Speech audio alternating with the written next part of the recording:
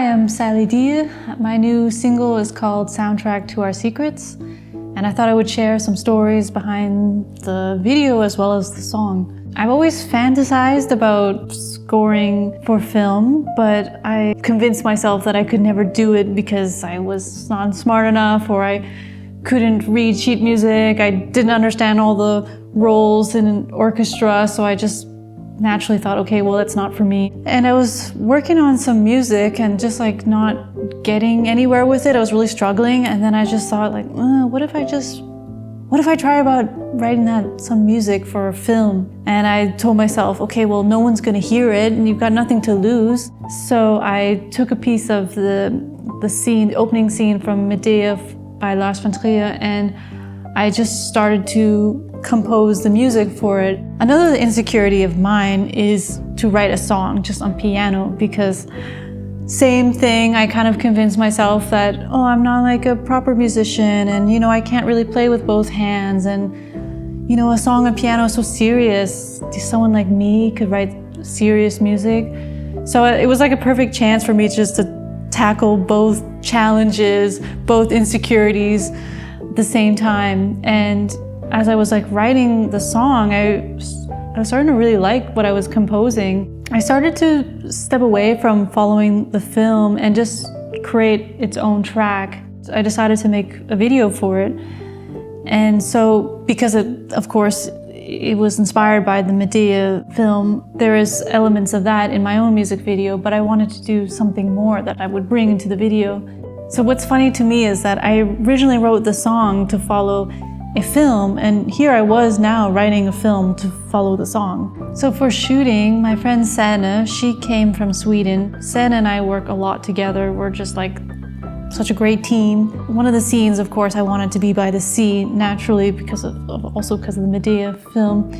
And I just remember we just looked at a map and we just looked, okay, where is the closest sea to us? And it was just like, there.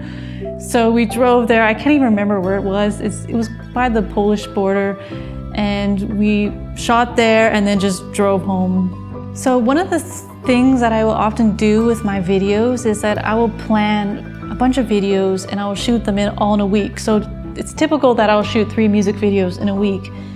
And it was the same for this week. I was shooting 3 videos. And Santa came, and we have everything lined up. So every day we're shooting a different scene, and it will go all day, and then in 1 week, then we're done. And I remember when we were shooting this scene at the beach, I was so tired. It was just one of those days of exhaustion, and I didn't get much sleep. And I just remember like every movement was so difficult, and it was just like, okay, just do this, because this is the only day you have this, and Santa's gone after this. Whenever I see those shots, all I think about is how tired I was. And it's kind of good because it was shot on Super 8 and you can't see the details so well, but there's this one shot where I'm like, where I'm staring out the sky, and I remember you can just see there was tears falling down my face from just being so tired. The second challenge that we had at the beach scene was that there was this like glider guy in the sky. I don't know what you call it, some kind of sport where you're gliding around. And it just happened to be where we were filming. And it was so funny because, we'd do this scene and very serious, and then the little glider guy is just like coming in the background in the sky. We're like, oh, here he comes. Okay, let's just wait. So you'd wait for him to pass, like, go, go, go, go. Okay, serious. And then he comes back in, you're like, oh, okay, I gotta stop. So that was always about like, just whenever the glider is like a little bit to the side, then we would jump in, and that's how we went back and forth. So there's nothing like being so tired and cold, and now it's time to get into the water. So for the scenes, it's like, okay, just get through this. So for this open sea shot, I really imagined when I was writing the music that it would have this like dark, menacing sound where there are secrets, and there's deep secrets as there are in the ocean. And it's kind of inviting the viewer, the wanderer, to wander into these secrets. So for this part, the music's really grunting. It's like,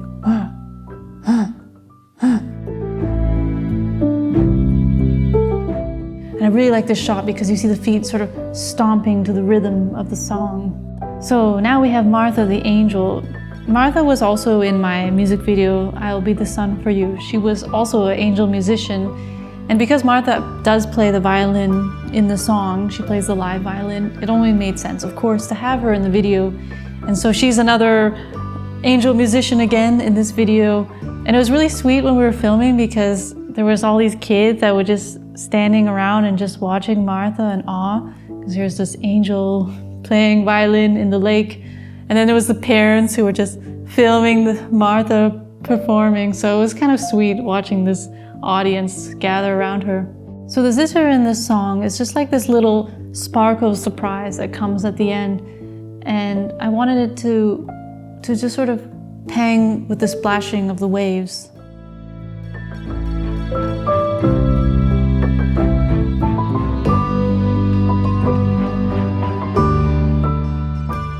So for the piano performance scenes, we had shot this at my friend Rebecca and Maunis's apartment, and it was really nice that they let us shoot there.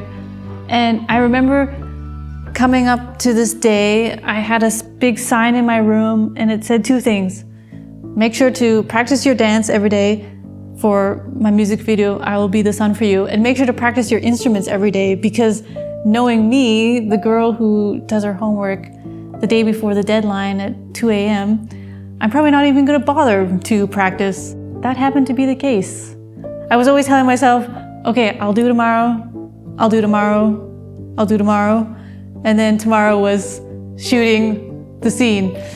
And I remember on the way there to Rebecca and Maunis's place, I was thinking, it's not a big deal. Like, I wrote the song, I can wing it, it's no problem. When we got there, Rebecca let us borrow her laptop and we put it on the piano, and I was just trying to find the parts from the song on the piano, and I remember I couldn't hear it so well because, you know, the laptop speakers are not very loud and you're just like trying to find the parts. How I had written the song is like, it wasn't written in such a conventional way, like a pop track or something where melodies always repeat. I had written it with some little elements always different, and I remember it was so hard for me to find it on the piano, and I just like was starting to panic because you have Sen and Rebecca nicely waiting for me, like, are you gonna be ready soon? And it's like, one second guys, I'm gonna get this.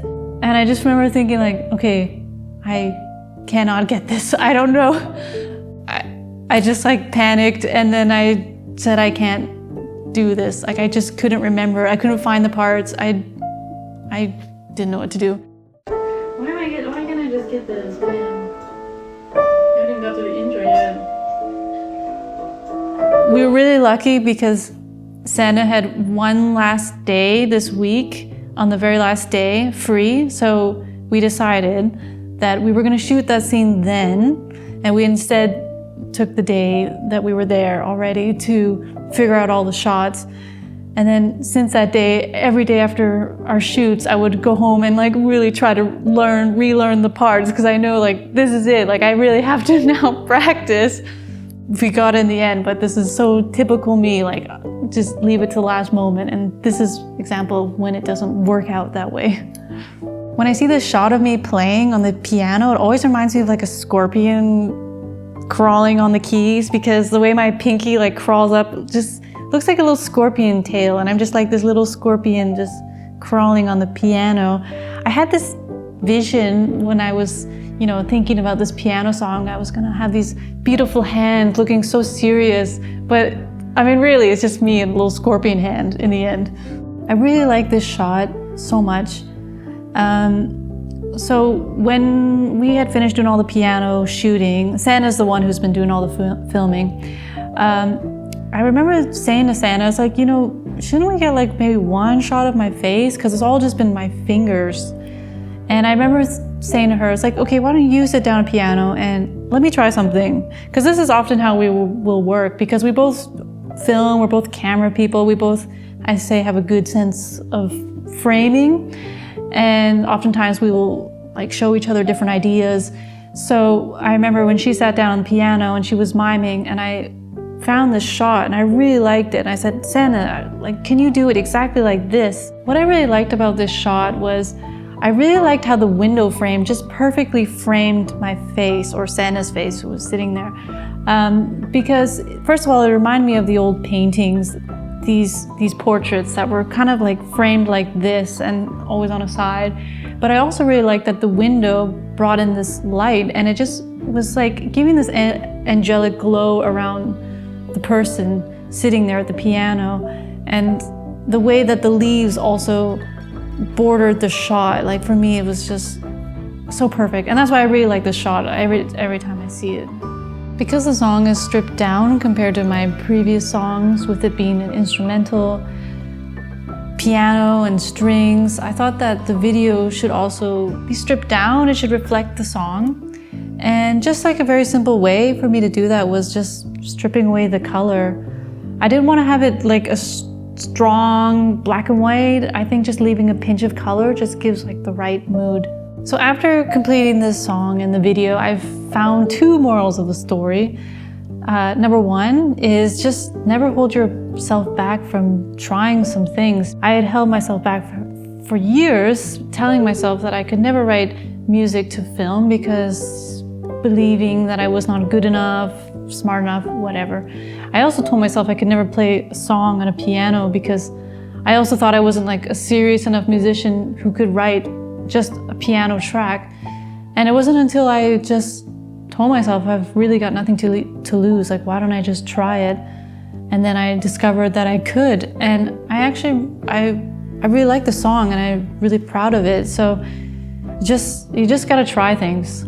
The second moral of the story is to be prepared, because someone like me, you know, I think I'll just wing it the day of and it doesn't work, or maybe it does, but it could have been so much better. So really, like, just be prepared and practice.